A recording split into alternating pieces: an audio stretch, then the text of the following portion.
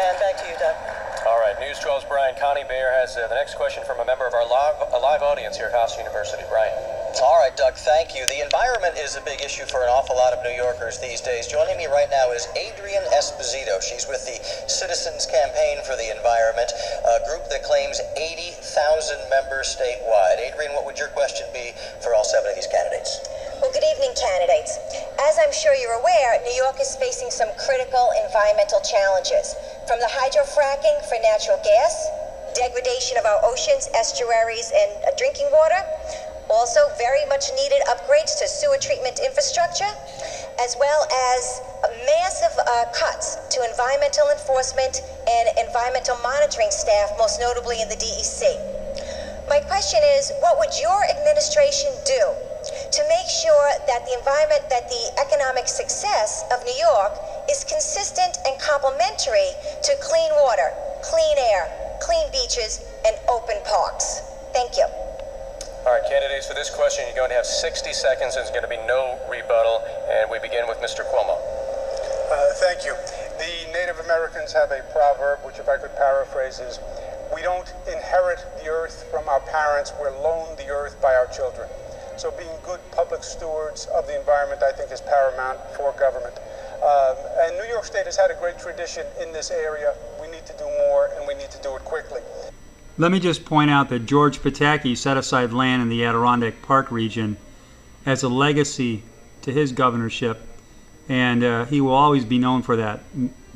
100 years later, after he dies, he'll still be remembered for that great move. Mr. Cuomo will have no problem with open parks because no one's going to come to our parks in upstate New York or the Thousand Island area because no one wants to look at windmills. So luckily, they'll be empty. So that part of the woman's question will certainly be answered. But here is the whopper.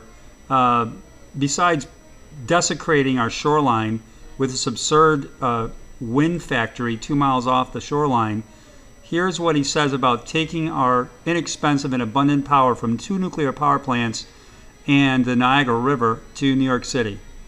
Exploring renewables, I think, is the future. It's also a great economic future for this state.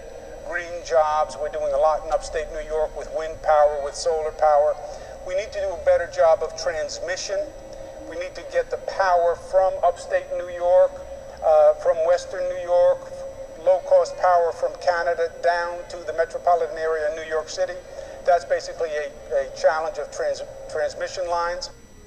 The transmission lines that he's talking about are planned alongside the GLOW project, Great Lakes Offshore Wind Project. They want to build a massive cross-state transmission line system to suck off the power of our 2,500 megawatt power that we're generating now off the Niagara River and put it on the grid right to New York City and Long Island. So instead of our inexpensive and abundant power in western and upstate New York, which helps our businesses with low costs, we will be in direct competition with 8 million people in Long Island and New York City. And I believe Mr. Cuomo, I take him at his word. They will take our power, and we will see an massive increase in rates, both for businesses and for people everyday life in their homes and apartments. And I don't believe Mr. Kessel, as he tries to backtrack and cover for Mr. Cuomo. They have this thing planned. And might I just point out the other point of her question was the DEC.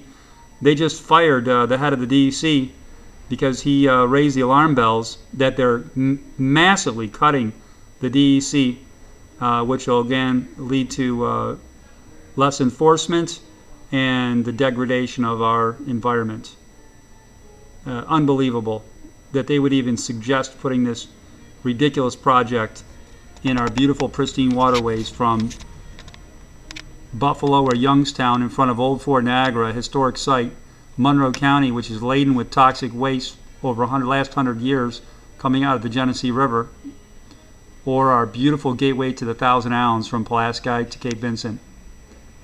How about this? How about all the downstate politicians stay downstate?